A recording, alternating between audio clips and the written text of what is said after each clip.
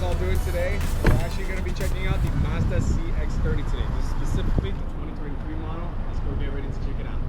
And real quick, I just wanted to give a big shout out to North Miami and Mazda for reminding me of the vehicle I was able to show you guys today. These guys have a wide variety of vehicles ranging from the Mazda 3 hatchback all the way to the Mazda CX-9 SUV. Also, they also have a couple of Miatas in the inventory as well. So if you guys are looking for a toy to just have in the weekends, the Miata is always there. And Mazda is always going to be able to provide that for you. So if you guys are interested in any vehicles from Mazda, check out Mazda of North Miami. They have some good deals going on, especially in the holiday season. So I highly recommend you guys check them out. This is the 2023 Mazda CX-30. Specifically the Turbo Edition model right here, and this is also the top of the line as well.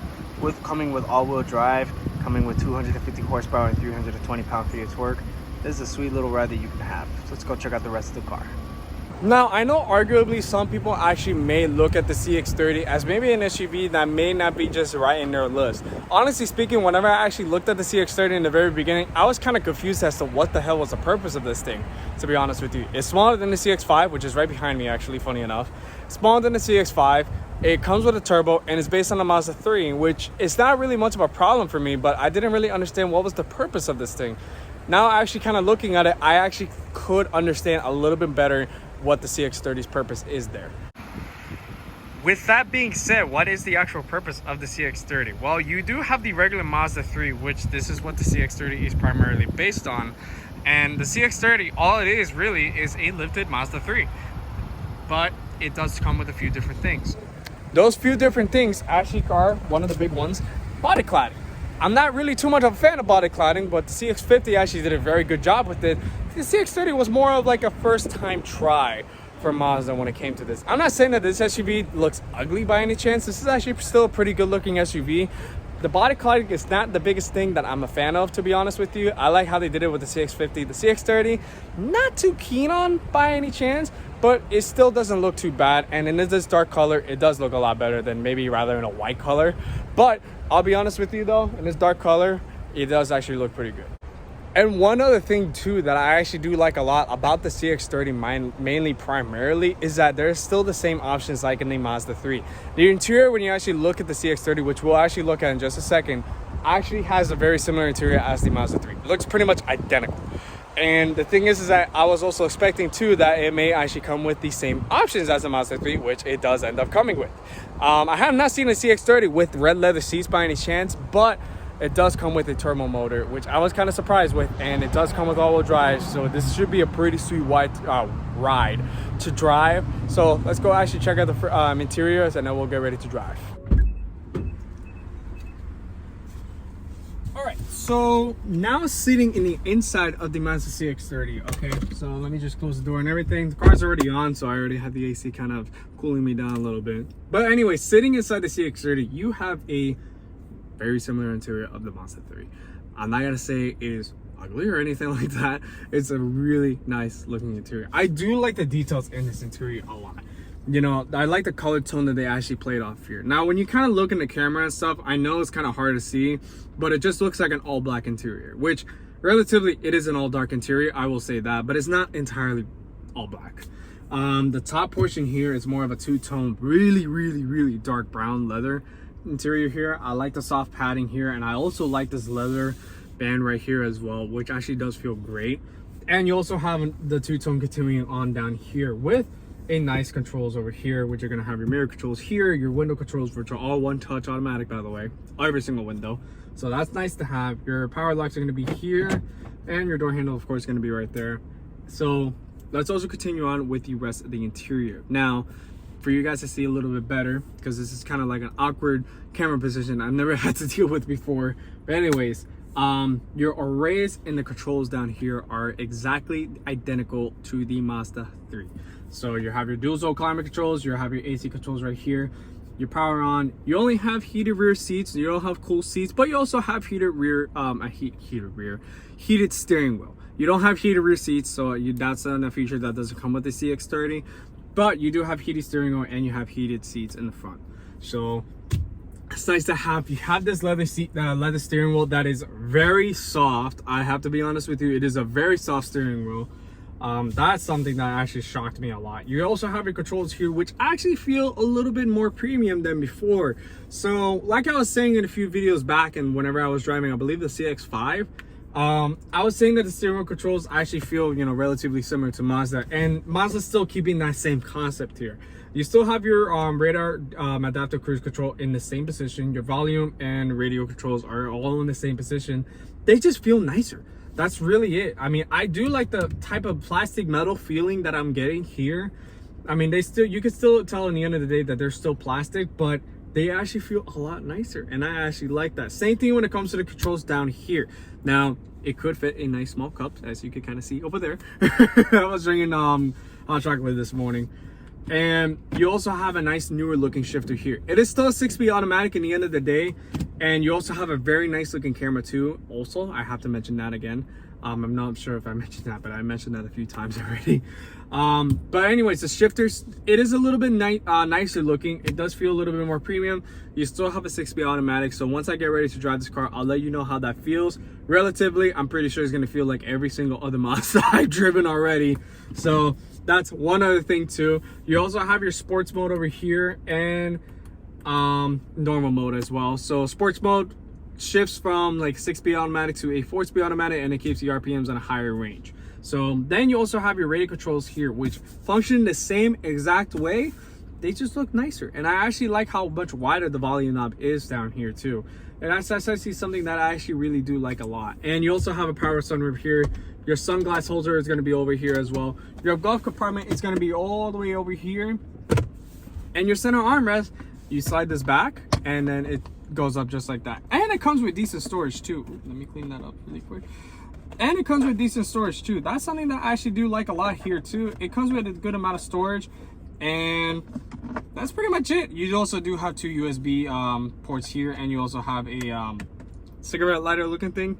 I forgot what they actually call that here. I'm just gonna call that cigarette lighter looking thing. I don't know why. There's so many names that I forget, and I have a bad habit of forgetting those names for some stupid reason. But anyways, so let's jump back in the back seat really quick. I'll show you how the space is over there, and then we're gonna get ready to drive this car.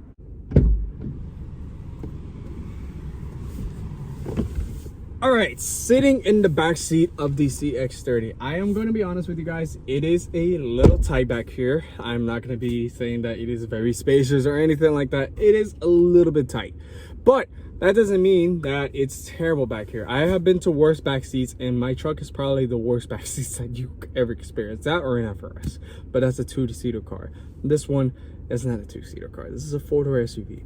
But anyways, like I was gonna say, so once I close the door and if I put my knees up, yes, my knees actually do hit this part right here, which I don't know why. There's a certain part here that's a little hard, and it kind of hurt my knee a little bit. Not gonna lie to you, but yes, my knees are hitting this part. But once I put my knees on the side over here, then I have a little bit more space where I can actually relax a little bit. And if I spread my legs out open, then I'm not really complaining about space anymore too much. Headroom, a little bit tight since you have the sunroof here, but if I place my head all the way back, it's just right before the sunroof where it just dents all the way back up, and I have enough headroom to actually sit here.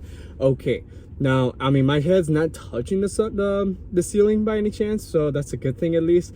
But yeah, a little tighter back here, and you also have a center armrest over here as well. So you also have 2 cup holders here. Don't have any options for like heated rear seats or anything like that, but I really wouldn't expect that for a subcompact SUV that is, you know, less than $40,000 and stuff. You know, that's smaller than a CX-5 relatively. Let's just be honest with you. It does come with the turbo still. It does come with basically everything that CX-5 does come with. It's just a few options that it will not come with. Granted, it is a bit of a smaller SUV, so it's just to be expected with that. So backseat, I would probably give it from like a 1 out of 10 to like maybe like a 5 out of 10. So that's the score that I would give it to. Space is a little bit tight, but it's pretty comfortable back here. The seats are still really good. So I have to be honest with you, the leather seats still are very nice to have. So, and they're relatively great. They feel great as well. You still have your automatic windows here as well. So, and you also have a, you know, 2 actually, I would say, oh crap, handles. And with Bose audio system as well, you also have a nice sound system in this car as well. So I would give this back seat about a 5 out of 10. Here's a great little feature that honestly actually surprised me a little bit with the CX-30. So actually, when you actually press this button right here, it actually comes up automatically. Now, I know for some people, they're gonna be like, well, I mean, SUVs come with that naturally. Not really a subcompact SUV. I mean, I really don't honestly know exactly the class of this. I'm just gonna consider this a subcompact because comparing to the CX-5 over there, which is mostly a compact SUV, this one is a subcompact that I would pretty much consider. This is replacing the CX-3, and the CX-3 was an actual subcompact. But anyways, with the trunk space here, you actually do have quite a bit of space over here too. A little bit more space, and I'll be honest with you, than the Mazda 3. I checked out the Mazda 3's hatchback in, trunk, and there is a lot more space in here than the Mazda 3. You can also have the option of actually putting these seats down as well, which I will show you in just a second. And basically, when you want to actually put the trunk back down, just press the button here and it will automatically go back down. All right, let's get ready to drive the CX-30. I'm just gonna turn the car on really quick. As you can kind of see right now, everything is kind of still very similar to like the Mazda 3, like I was mentioning in the interior portion. You have your new trim as well, like I was mentioning as well. The CX-5 and some of the older Mazda models right now, they still have the original chime that they had for a few years already. This one comes with the newer one, just like the CX-50 and the Mazda 3. So also the CX-90 is going to be coming out very soon too, so that I'm very excited to actually come out. So that's something exciting to do, but I've never really paid attention too much to the CX-30, and I kind of always viewed the CX-30 as just a lifted Mazda 3. Man, that 360 is kind of cool to have. Sorry. I never really, like I was saying, paid attention to the CX-3. Oh, it comes with sensors too. Okay, that's nice to have as well. So it comes with rear sensors. So there you guys go. You guys also know that it comes with rear sensors as well. Anyways, I didn't know it came with that. I actually was trying to figure out what that button meant. But anyways, like I was mentioning a little bit earlier today, the purpose of the CX-30 was kind of misunderstood by me. I didn't really fully understood exactly what the purpose of the CX-30 was until I kind of got the hang of just kind of viewing it. It is a lifted Mazda 3. That's really what I'm just going to kind of compare this to. It's going to be a lifted Mazda 3 with just a little bit more space in the back. I'll be honest with you, it's not going to be too much space, honestly. It also comes with cool little turn signals too, so that whenever you put the signals up, it actually has this little cool looking signal chime to it. I don't know how to describe it. It looks cool. Well, you guys can actually see it in the video. But anyways, like I was saying with the CX-30, that's relatively what is similar to. I mean, if you want a lifted Mazda 3, then you have the CX-30 for that. So that mission is right there for the CX-30 is there. And it is also a little bit better off-roading, I guess you could say, than compared to the Mazda 3, relatively. Now, how does it drive with the double wishbone suspension compared to the independent rear suspension that the CX-5 and older Mazda platforms used to have? Good. Honestly speaking, it still drives like a Mazda, honestly. I still feel like a tiny bit of stiffness and stuff. It bounces a little bit more, but it's not so much of a harsh ride for me that I would say it's terrible by any means. It's not a terrible ride whatsoever at all. I mean, it rides very well. And honestly speaking to me, I really don't have any complaints over that whatsoever. Now, in terms of handling right now, which we're about to try out,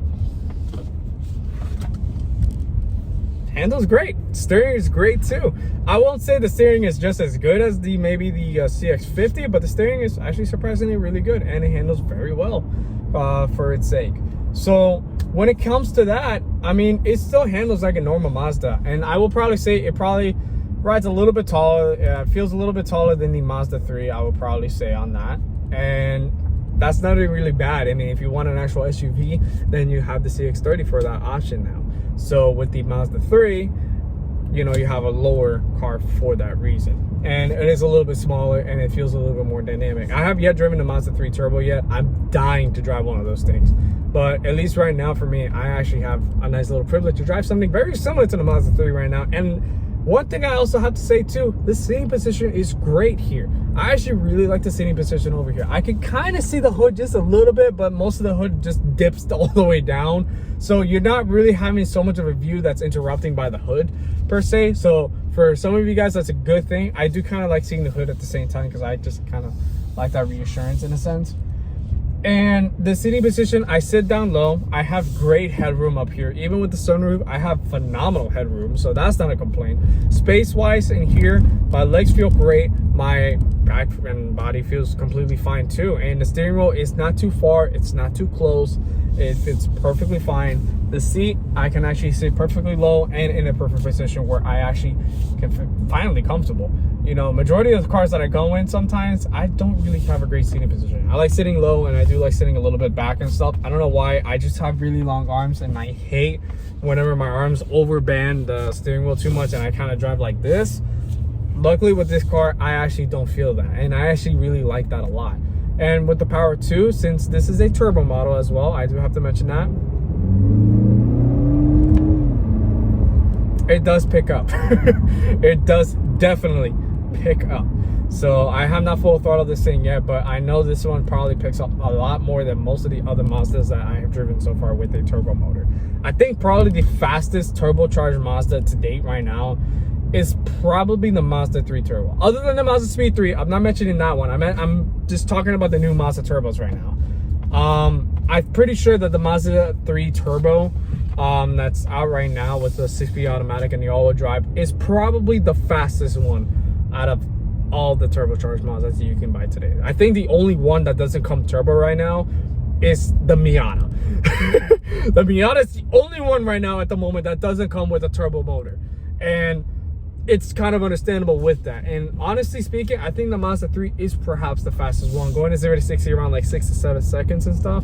So still pretty good of a car too. No, I'm sorry, 6 seconds. It's just a 6-second car. So in the CX-30, it actually does feel like it has a lot more of a pickup too than the CX-5 and, you know, the CX-9. Obviously, with, you know, with those SUVs being heavier and stuff, the CX-30 being lighter, this one's weighing around like a little bit more than 3,000 pounds and stuff. This is not really a heavy SUV at all, and it's considerably lighter than the Mazda CX-5 and the CX-9, so it will have a bit of a pickup too. A lot of a pickup too. I don't know why. I always have been fascinated with these turbo motors. Every time whenever I feel that turbo kick in and I just feel that little grunt pickup, it just, I don't know why, I get so fascinated with that. And I just have so much fun driving these things like this. You know, I mean, it's not a car that you're meant to drive fast and stuff, but just as a car to just kind of enjoy driving around and just going to point A to point B in just a fun manner, it's probably what the best perk of the Mazda product shows you. The CX-30 to the CX-5, 9, Mazda 3, Mazda 6, all kinds of Mazdas. Miata is discluding that because that's just meant to be having fun. They're all just fun to drive. And even with the new suspension setup that the CX-30 has, the 50 and the Mazda 3 have, I don't really feel much of a numb feeling behind the wheel in this thing. And I actually really enjoy driving this thing. You know, it's relatively really comfortable too. Like, honestly speaking, I have no problem taking this to a road trip and will not complain about it. I will blast music all day and just have no complaints about it whatsoever. And that's probably the best perk about this thing. I mean, I really do like how this thing drives, and that's probably one of the best perks about it. Another perk about this thing too is that it's decently fuel efficient. I mean, right now I have about 260 miles of full range with a full tank. That doesn't sound great. That doesn't sound great whatsoever, but it's been staying at 260 miles for about 30 minutes of this car being literally on. So obviously it's not an accurate thing, but I know you can get over 300 miles of range out of this thing. So that's one perk too. So it is decent in gas. It's not as good in gas as maybe perhaps some of the other cars that are out there. Like, I know Toyota's selling hybrid SUVs now. Honda is getting into the game of hybrid SUVs. The HR-V is a direct competitor of this thing, and the HR-V is a nice car. I will say that they have upgraded a lot to that. It's not even close as fast as this thing, I will be honest with that, but it is still a very nice competitor to have, and it's decently fuel efficient too. The CX-30, you also have to put premium on this thing for just the turbocharged motor. You know, it's not a full-on requirement of it. I mean, if you want to just put regular fuel, you'll just get 220 horsepower, well, 27 horsepower, and then 310 pound-feet of torque. So if you really don't want the full 250 horsepower and 320 pound-feet of torque, and you want to just save some money, you have the ability to do that. So thankfully Mazda has that ability for. But I mean, I would just put the premium. I would just put the premium on it just so you can have that little extra luxury on that. So besides, it's honestly good to have premium fuel on your turbocharged motors.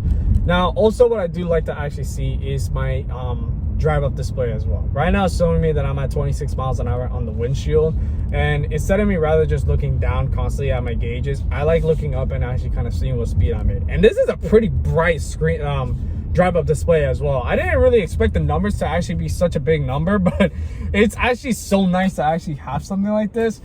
And to be honest with you, it's not as small as I really thought. I mean, if I look at a certain direction, a certain way, then obviously I won't be able to see it. But anyways, I do actually like the ability that the numbers are actually relatively big and I can actually see it. And honestly, that's pretty good to have. So, and all my gauges still are very simple to use. They're all exactly the same. Gas gauge is all the way to the right. Your temperature gauge is pretty much right next to that one. You have your speedometer right in the middle, and then you have your tachometer in the far left. And you also have your odometer in a certain portion here as well. All right, so now getting ready to actually close the video now. Driving the CX-30 for quite a bit of some time now. I've actually put about almost 10 miles in this thing, surprisingly. Oops. But anyways, after driving the CX-30 for a little while, I do have to say that this thing is a little bit more appreciated to me than before. I really never understood the CX-30 in my eyes, to be honest with you, other than just understanding that it was a lifted Mazda 3. But now, driving it around and stuff, and kind of appreciating it now, and just kind of like liking the dynamics of it, I see a little bit of a purpose with this thing. I mean, mostly if you just want a subcompact SUV from Mazda, get a CX-30. That's it. Just straight up get a CX-30. If you're looking for a subcompact SUV in general, though, you know, something that you're just generally just looking around, you're looking at the HR-V, you're looking at the CHR, you're looking at a Chevy Trax, or maybe the Buick Encore GX, or just any other subcompact SUV out there. I mean, there's even the EcoSport from Ford now. You know, what subcompact SUV should you get? You know, and honestly, for me, I can't say for all of them because I haven't driven every single one of them. I have driven EcoSports, I have driven older Encores. I cannot say for the newer ones. I can't say for the GX one. But I have definitely driven Trax. I have definitely driven not the new one though. I have driven CHRs, and I have sat in a new HR-V. I have not driven it yet, but I've sat in it, and it's actually pretty nice. You know, and honestly, the best competitors that are out there right now, I have to say, it's this one, the HR-V, and the Encore. You know, the EcoSport, I've driven a few of them. Comparing to a CX-30, it's night and day. You should go for a CX-30. It's so much faster. It is a little bit more spacious in the inside. Actually, no, quite a bit more spacious in the inside, to be honest with you. It is a little bit more expensive, but you know what? It's a lot more worth it. And these are a lot more reliable than the EcoSports. I have heard quite a bit of issues with the EcoSports, and I'm not really fond about them. The HR-V, I mean, obviously it's a Honda. It's going to be proven to be reliable. Honda doesn't have that many issues with their CVTs and stuff. I mean, they regardless have normal issues with CVTs in the end of the day. They're just not as notorious as Nissan per se. And Nissan does have the kicks as well, which it's not as cool as Juke when it used to come out. So honestly, to me, this is probably going to be one of your best bets, and it's up to you whether you want to actually look at the competition around. But this one is definitely going to be more so of the spacious one and outside, and honestly, it's going to be the most fun you're going to have. This is probably one of the fastest subcompact SUVs out there right now, and I can really say I think you should get one. To be honest with you, I really think you should get one. You know, if you want a regular car, then yeah, definitely go get a Mazda 3. But honestly, this one right here, I really think you should get it. And honestly speaking to you, when it comes down to the Mazda CX-5 that's going to come out soon, I believe Mazda is going to actually come out with a new CX-5 later on in the future. The CX-30 is going to stay here for quite some time. Honestly speaking to you, I'm saying honestly quite a lot, and I'm going to actually kind of slow that down a lot. But anyways, but the CX-30 is going to be here for a while. And I don't really foresee it ever like leaving anything whatsoever. I actually do see a hybrid version of this thing coming out soon. They haven't announced any type of hybrid versions of this thing just yet, but knowing Mazda and knowing how the EPA is getting strict on those hybridization vehicles, I foresee them actually putting a hybrid engine in this thing. And honestly, I said it again. And to be honest with you, I really don't feel the fun in this anymore. Wow, that power is good. I'm not gonna lie, that power is really good. I like how actually the power, I'm gonna just talk about the power really quick before I get back into hybrids. The power in this just continues. It reminds me of a Ford EcoBoost. If you've driven like an F-150 or if you've driven an Expedition before, you notice that every time the car shifts, it just has that constant power where it'll just keep boosting up, and it's like it's never dying on you. It just keeps going and going and going without actually like slowing down. That's what this car feels like, and I actually like that. I mean, it's not the fastest thing in the world. I've gotten used to the power of these things already, and it's like, now I can kind of say, okay, it's fun. It's quick and it's fun. You know, when I first drove the CX-5 just the last video ago, I did kind of exaggerate a little bit, I'll be honest with you. I was just in a lot of shock of how quick that thing was. Because I've driven quite a few CX-5s before, and I've never actually seen them actually move like that before. So driving something like that was definitely a shocker for me. And I have to be honest with you, the turbocharged motors in these things are great.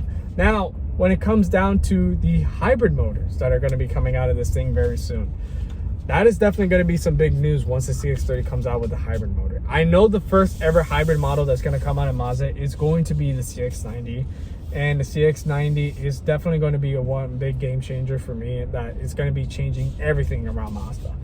You know, and once it comes down to the CX-50 coming out in hybrid, once it comes down to the CX-30 eventually coming in hybrid, I'm pretty sure the CX-30 is going to come out as a hybrid model. There's no like if, ands, or buts that, oh, maybe it's going to come out hybrid. It's definitely going to. Mazda is definitely going to be working on that soon. If Mazda decides to put a turbocharged motor in every single vehicle on their lineup, guarantee you they're going to put a hybrid motor on one of these things too. And eventually it's going to come down to the Mazda 3. It's going to come down to the CX-5, and it's going to come down to everything else. You know, that's just the thing that Mazda has to change now. And I mean, Toyota's going to start putting hybrids everywhere on their cars now. I mean, Honda's going to put hybrids everywhere on their cars too. I mean, they have hybrid models for the CR-V now. And that's going to be, you know, a really good car to have now too. Everyone's going to switch to, you know, the hybrid CR-V. You know, same thing when it comes to the big SUVs. Eventually that's going to come out hybrid. The first ever hybrid is going to be a, you know, not full-size SUV, but it's what is that trim called? Mid-size SUVs. I'm sorry. Mid-size SUVs are definitely going to come out in that spec of hybrids. You know, the CX-90, it's going to replace the CX-9. Guess what? That's coming out in hybrid. You know, I'm going to park there. And that's relatively speaking of what's going to happen for the future for Mazda. You know, eventually there's going to be full-on electrification that's going to happen with that. And honestly, that's something that we all have to kind of prepare for. And I'm actually excited to see what Mazda is going to come out with that. I'm very curious to see what they're going to execute with that. And I'm curious to see what type of technology they're going to execute with that. You know, the one thing that we're all kind of waiting here for, and I haven't really heard that much news about this just yet, but I've been kind of waiting on what's going on with the Skyactiv X motor. You know, that crazy engine technology that Mazda's been working on for quite some time, that it's in Europe now, but it's not really in America.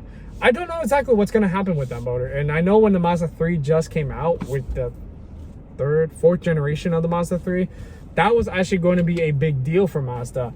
But unfortunately with EPA and emissions and everything, it hasn't really came out in the States yet. So I'm actually curious to see if Mazda is going to actually transition the Skyactiv X in America, and also rotaries too. Rotaries are actually a big rumor from Mazda that they're actually practicing with that. The actual MX-30, that little weird looking electric SUV, that actually has a rotary engine in there that they're working on right now. You know, so obviously it's not a full-on rotary power car, but that rotary engine is actually powering the battery out, so that way you can actually keep the battery charged. That way you can still drive the car in mostly electric mode. So it kind of runs like a Chevy Volt, if you think about it, where it had the little engine there where it would just really run that, and then after that it would just kind of continue on its day, mostly in electric mode. But that's what the rotary engine is there for.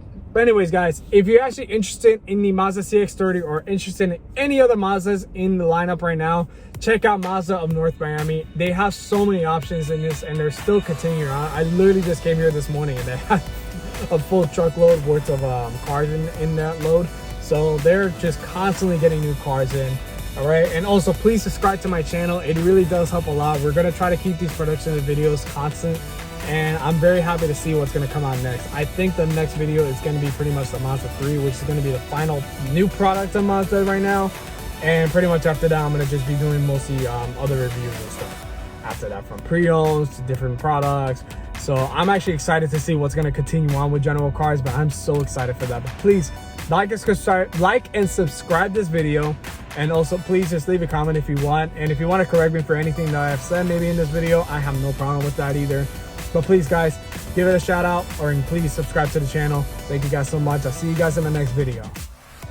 Now, I don't know what the hell I'm talking about.